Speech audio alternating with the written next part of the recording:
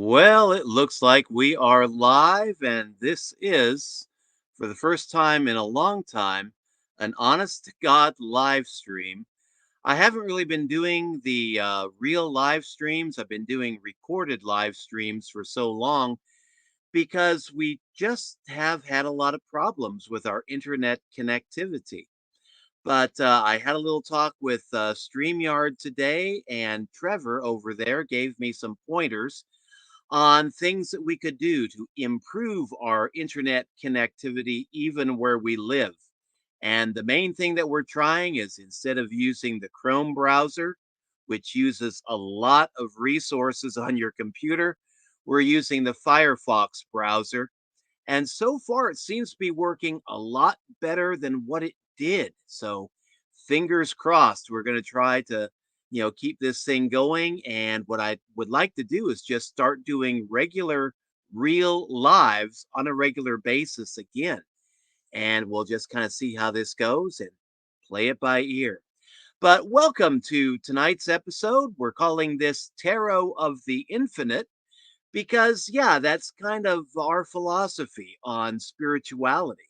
It's like we believe in an infinite source that the universe comes from, that the universe is emanating from a one source of all, and we seek to connect with this source through spiritual practices, be it meditation, prayer, or even something like tarot reading. And for tonight's broadcast, what I would like to talk about is what is divination?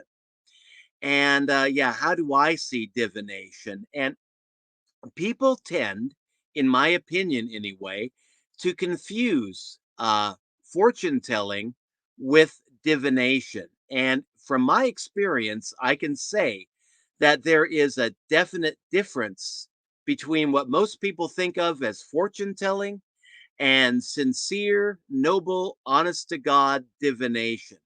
Now, what do I mean by that? What is fortune telling? Let's just take a look at what is fortune telling.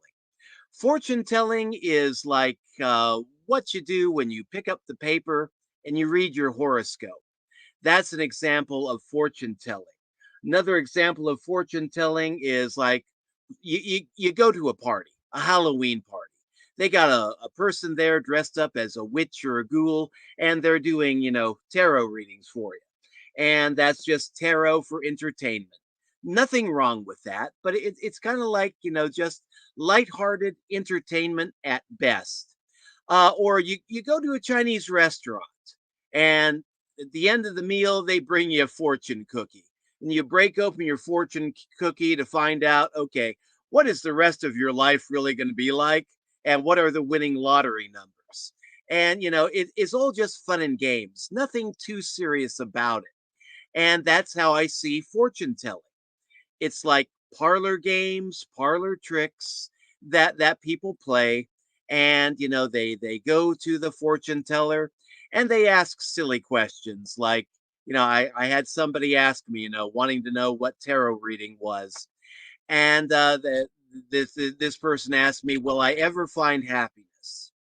And I just said to her, that's a really bad question to ask because first of all, what if the cards say no? What if you ask, will I ever find happiness? And the death card comes up. That happens, unfortunately, in some readings, and people don't really take that quite the right way. And it's like, yeah, what if the answer is no? What if you ask the question, will I ever find happiness? And it's a negative spread. A better question would be, how can I build happiness into my life?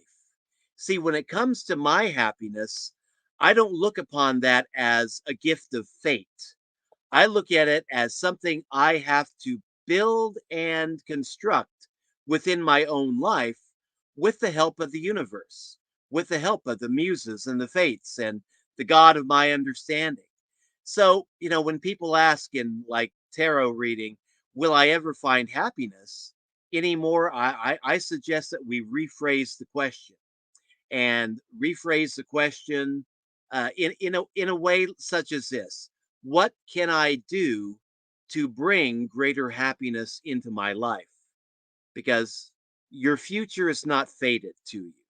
Your future depends on what you do right here and now in your life. And that's how I see fortune telling. Fortune telling usually emphasizes fate over free will.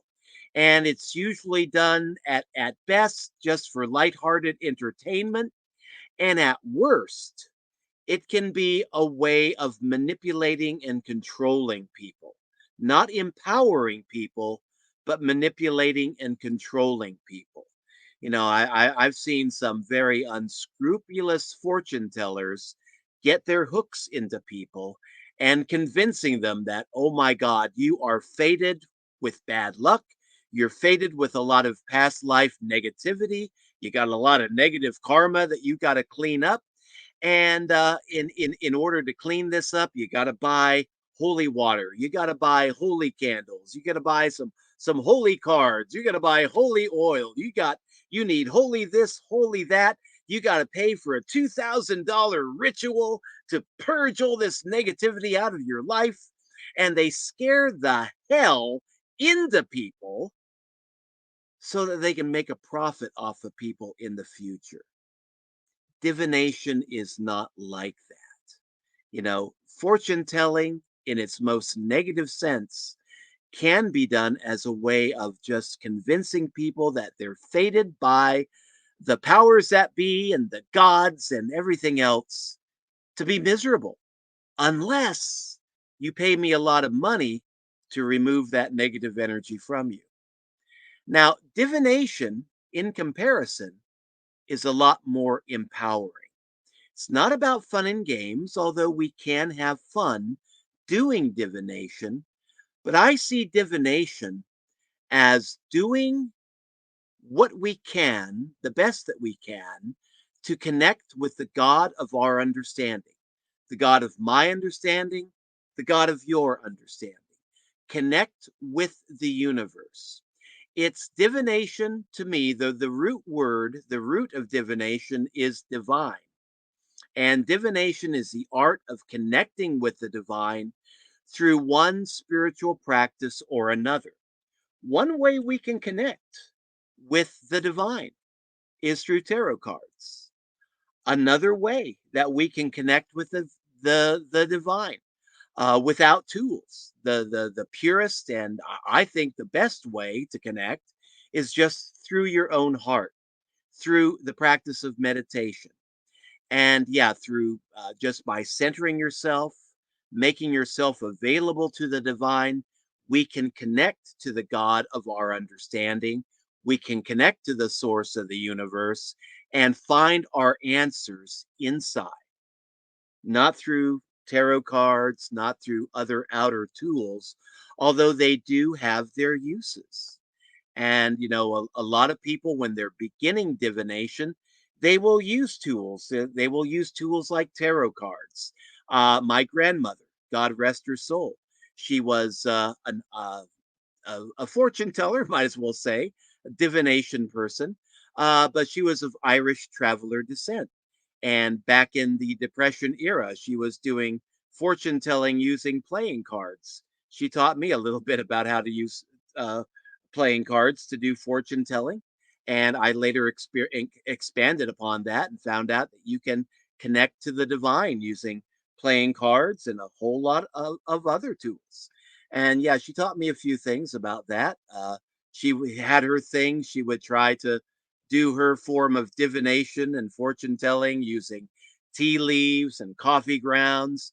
She would break open an egg and look at the yolk. She had a crystal ball, which I have inherited. And I mean, back in the Great Depression era, she would do one thing or another to try to hustle up a few extra dollars. And yeah, that was part of her art as being of gypsy descent, Irish traveler. And yeah, she taught me a few things about that. But divination in its purest sense, it's not really about hustling up money. It's about connecting to the divine so you can help your clients build a better life in the here and now. And now, a question that people ask is how can you connect with the divine through things like tarot cards or playing cards? Well, I like to use this as an example. This is a tarot card from the giant Rider Waite deck, which I use for presentations and teaching. But it's a deck that represents it's a card that represents the world. In other decks, it's called the universe. And what do we know about the world? What do we know about the universe? Well, we know that the material universe is made up of energy. And if you've ever thought very deeply about that, I mean, we know that the universe is made up of energy. We've known that since the early days of the 20th century with Albert Einstein, E equals mc squared, the detonation of the modern world's first atomic bomb in New Mexico. They demonstrated quite effectively that matter is energy. And when you can liberate that energy from matter, you can create one hell of an explosion and do a lot of damage too in a very short period of time by suddenly liberating all that energy. And we now know that, yeah, energy is present throughout the entire universe, even empty space, even the so called vacuum of space contains a boatload of energy. And there are people who have asked over time, uh, where does this energy come from? What is this energy that the universe is made out of? And, one explanation that I happen to agree with, it comes straight out of a text called the Kybalion. But the universe is made of divine energy. The universe is made up of thought energy emanating from the divine mind, because our thoughts are a form of energy. You can take electrical, gizmos and gadgets and put them around a person's head and use that to kind of read people's thoughts, more or less. The technology is still in its infancy, but you know, Elon Musk is experimenting with stuff like this using his Neuralink business. But yeah, we know now that thoughts are electrical impulses, and that you can pick up on this energy at a distance. And yeah, the universe, according to the Kabbalion, is made up of energy, which is thought energy. As the Kabbalion says, the universe is mental, but meaning the universe, it's not crazy. It's just made up of mental energy, thought energy, the thoughts of the divine.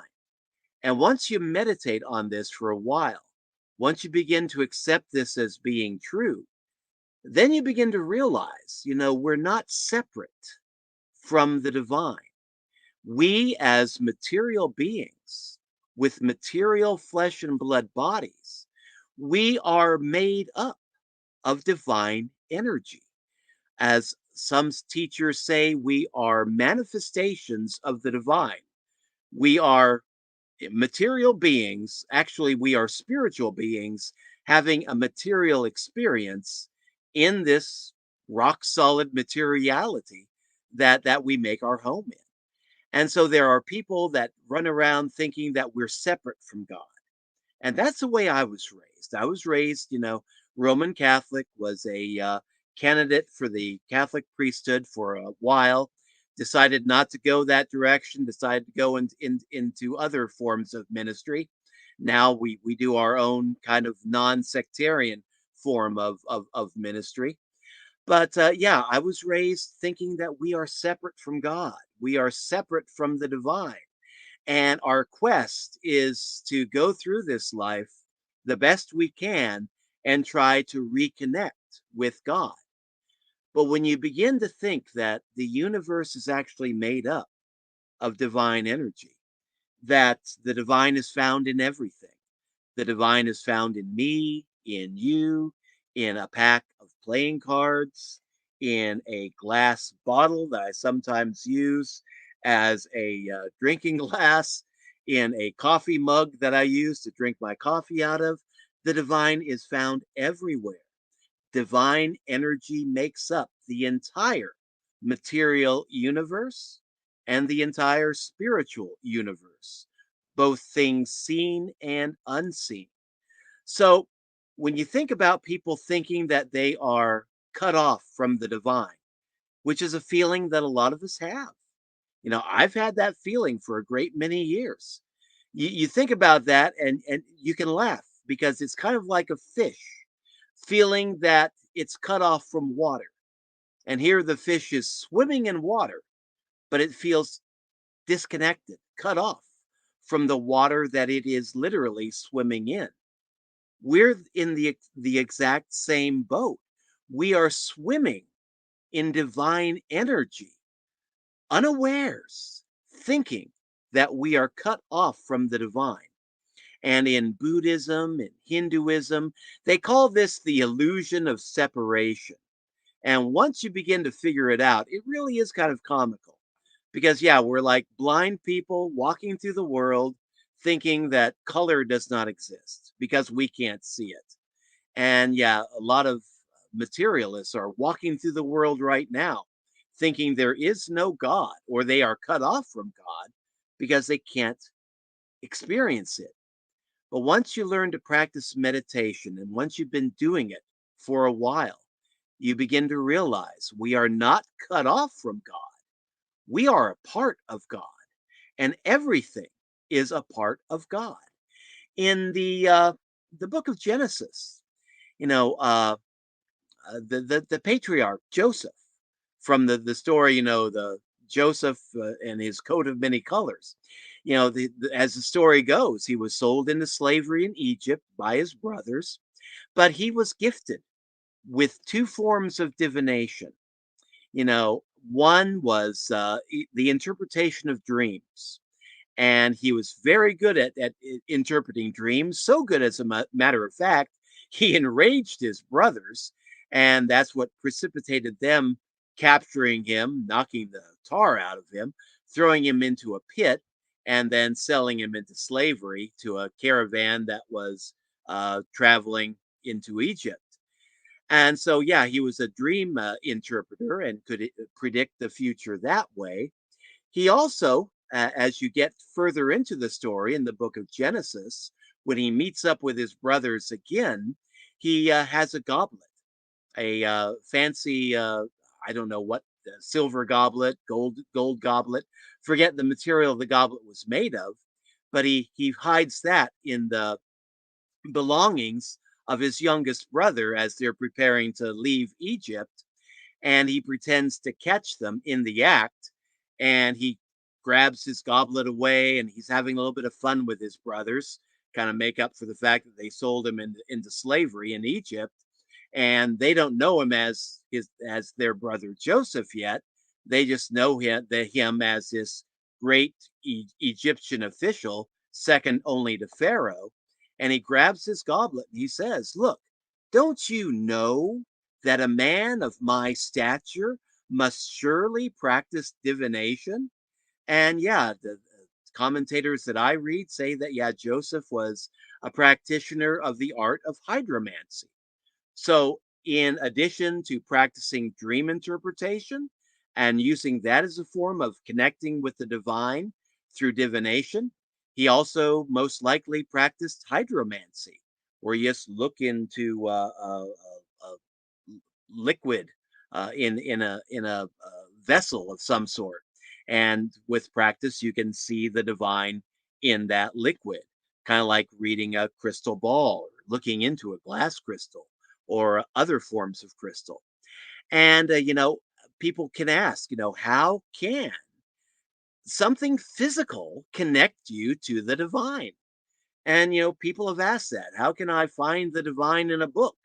How can I find the divine in a playing card, a tarot card, or stones, or water, or flights of birds? Well, the answer to that is that the divine is in everything. And once we begin to acknowledge that fact, then we can connect with the divine in anything and everything. Once we develop the mindset that we're not separate from the divine, we are part and parcel, part of the divine. We are manifestations of the divine in each in our own way. And everything that we see around us is brought to us by the divine. If the divine were to stop thinking about me, I would disappear. I would cease to be if that were possible. And anything else and everything else in the material world, you can say the same thing about it. It's not that we're taking the material world and making it God. Rather, we are seeing that everything in the material world is a manifestation of God. And you can see the creator in the creation. And to me, that is divination, realizing that we are connected, each in our own way, with the divine. And through the practice of divination, whether it be through tarot cards or through dice or through watching birds or nature, or just settling down and quieting ourselves through the practice of meditation and connecting with the God of our heart deep within our soul. We practice divination, we connect with God through those spiritual practices. How? Because, like they teach us in children's Sunday school, where is God? God is everywhere. And, we hear that as children, and we later grow up to become adults, and we think, that is kind of silly, isn't it? To think that God is everywhere. How can that be? And then you begin to meditate on it for a while, begin to understand, yeah, God is everywhere because God makes up everything. God is the divine energy that makes up the universe, the multiverse, all the worlds, both seen and unseen. And nothing exists apart from God. And when you come to that realization, it really is quite empowering because it removes a lot of fear. A lot of us were raised with the fear that if you don't do the right things, if you don't say the right things, if you don't act the right way, God's going to get you. God's going to send you to hell for the rest of all eternity. And a lot of people live with that fear that if they screw up in some way, God's going to send them to hell, where they will be separate from God for all time, for all eternity, where a lot of bad, nasty things can happen to them. And the reality is quite the opposite. We when we feel that we're separate from God, we create that separation. But the truth of the matter is God makes us up. We are children of God. We exist in the mind of God. We are a part of God that can never be cut off. It's like in the book of what is it, Isaiah? Beautiful passage out of the book of Isaiah. Can I ever forget you, my people? It's like, can I cut off my right hand? You are my right hand. You are my people. Can a mother forget her child, or a woman the child within her womb? And he says, yes, even if these forget, I will never forget my own. Why? Because you are a part of me. It's like the Beatles. I am the walrus. Our connection to God is kind of like that. When I first heard that line from I am the walrus, I am he, as you are me, and we are all together. I thought I was still drinking back in those days, and I thought, man, that's funny as heck, isn't it? That's really funny.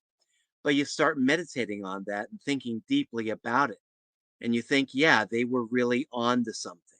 It's like I think George Harrison had a lot to say about the writing of that lyric. Yeah, we are connected with God, and God is connected with us, and we can never become separate from God, though we try. A lot of people try very hard to separate themselves from God. But in the end, I think once we learn to see that we are part of the divine and the divine is a part of us, then a lot of fear is eliminated.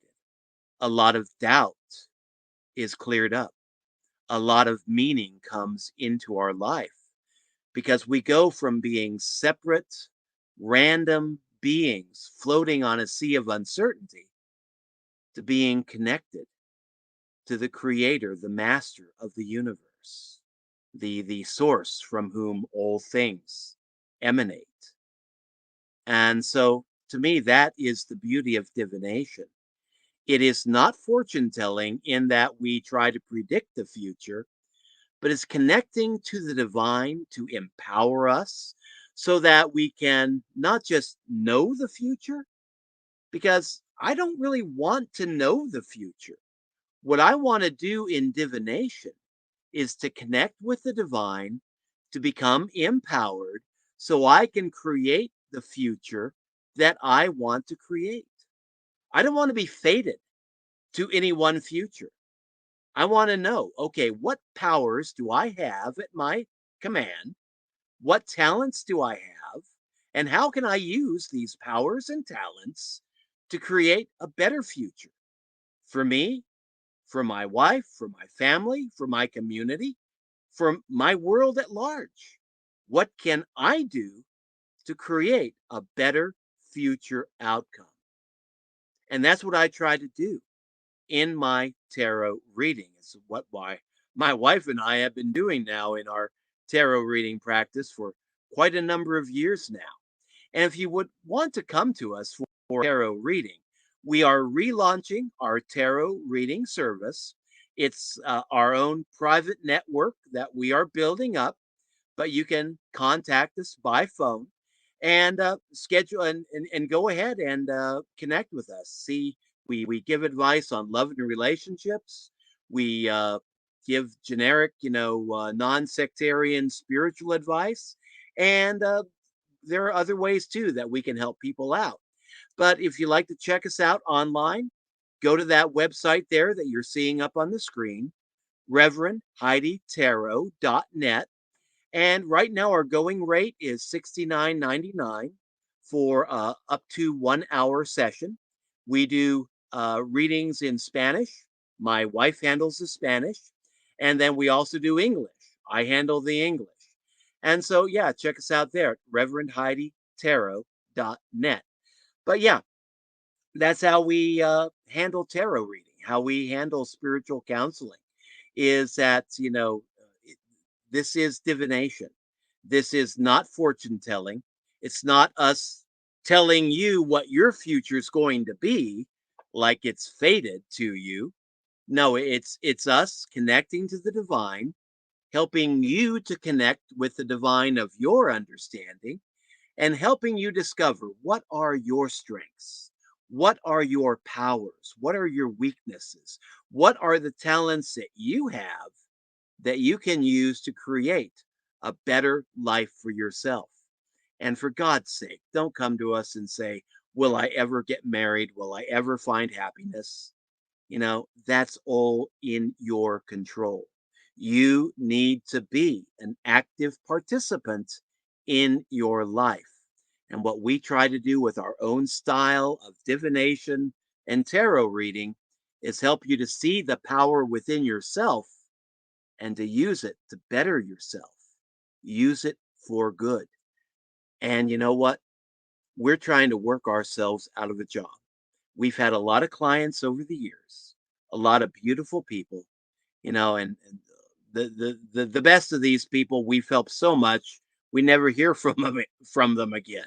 And that's our philosophy. There are readers out there and fortune tellers that will try to keep you all hyped up, all scared about one thing or another, because they know that once they get their client scared and afraid and confused, that client's going to be coming back again and again and again to pay for more readings. We don't like doing that. We do not do that. We want to work ourselves out of a job. We want to get you so well focused on your life and so well centered in your own life that eventually you don't need me anymore. You can fly free. You can fly. You don't need to pay for advice anymore. And yeah, we've had some people that have come to us over the years that have gone off on their own and built great lives for themselves. We got one lady that has become kind of like an adopted daughter to us in New Jersey, and she's come so far in her life over the last 5 years. It's just beautiful to see. And that's the kind of success stories that we like to see. People coming to us full of fear, full of dread, screwed up because sometimes life can be just really screwed up. It can throw the works at you and you don't know how to deal with it. And we like to take people that are in that state, calm them, and show them the power they have within themselves and build their own faith in themselves and in the God of their understanding, and give them the power to create a world, a much better world for themselves, just by tuning in, finding that they have the power, and deciding to use that power and building their own life. That's our philosophy at reverendheiditarot.net. So again, you like to check us out, do so. The address is there on the screen. And if you like to go ahead and schedule a phone consultation, we don't do tarot reading. We do tarot consultation because we take this very serious. This is not like, funsy that we do. This is like serious spiritual direction that we do.